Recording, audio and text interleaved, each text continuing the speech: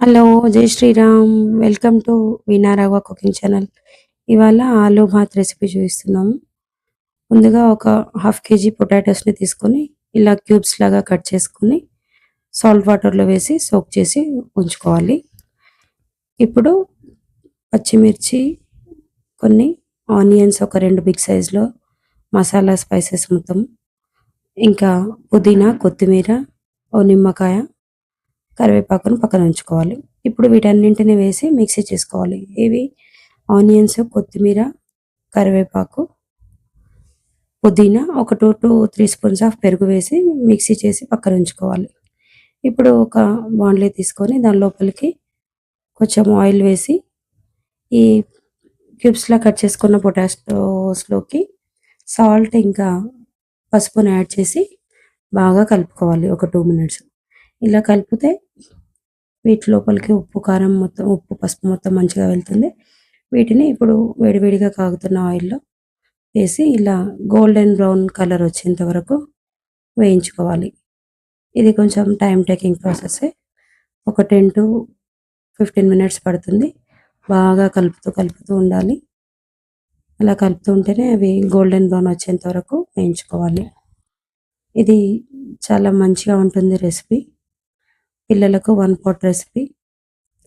ఈజీగా అయిపోతుంది. ఏమైనా వెజిటబుల్స్ లేవు అనుకున్నప్పుడు ఇలా చేస్తే చాలా హెల్తీగా ఉంటుంది. ఇది పిల్లలకు రైతాతో సర్వ్ చేసుకుంటే వేడివేడిగా ఇంకా వేరే కర్రీస్ కూడా అవసరం లేదు మనకు. ఇలా బాగా దూరగా వేగిన పొటాటోస్‌ని మనం పక్కన ఉంచేసుకోవాలి. ఇప్పుడు దానిలో ఉన్న ఆయిల్‌లోనే కొంచెం స్పైసెస్ అన్నీ యాడ్ చేసి దాల్చిన చెక్క, ఇలాచీ, స్టార్ అనాస్, ఇంకా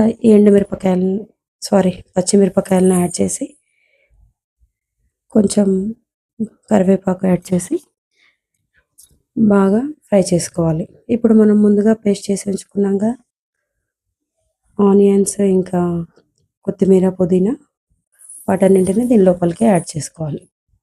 కొందరు పిల్లలు ఇవి కనిపిస్తే తినరు కదా! ఇలా పేస్ట్ చేసి వేసుకుంటే వాళ్ళకి అసలు మనం ఏం చేసామో కూడా అర్థం కాదు. చాలా హెల్తీగా ఉంటుంది, టేస్టీగా ఉంటుంది. ఇప్పుడు ఫైనల్‌గా కొంచెం చిటికెడు పసుపు, ఒక టీ స్పూన్ కారాన్ని యాడ్ చేసి మంచిగా ఆయిల్ పైకి తేలేంత వరకు ఫ్రై చేసుకోవాలి. ఇప్పుడు హాఫ్ కేజీకి మనం హాఫ్ కేజీ రైస్ తీసుకోవాలి. పొటాటోస్ హాఫ్ కేజీ తీసుకుంటే రైస్ కూడా హాఫ్ కేజీ తీసుకుంటే బాగుంటుంది. ఇప్పుడు ముందుగా ఫ్రై చేసి ఉంచుకున్న పొటాటోస్‌ని కూడా యాడ్ చేసి హాఫ్ కేజీకి ఈ గ్లాస్‌తో డబల్ వాటర్ వేసుకోవాలి. 1 గ్లాస్ రైస్ తీసుకున్నాను, 2 గ్లాస్ వాటర్ వేస్తున్నాను.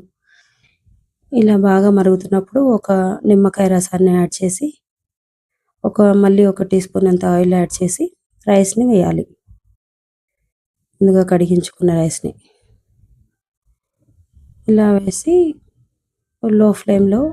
హై ఫ్లేమ్‌లో ఒక 5 నిమిషాలు ఉంచి వాటర్ మొత్తం దగ్గరికి వచ్చాక ఒక 10 నిమిషాలు సన్న సెగ పైన మగిలాలి రైస్. చాలా టేస్టీగా ఉంటుంది.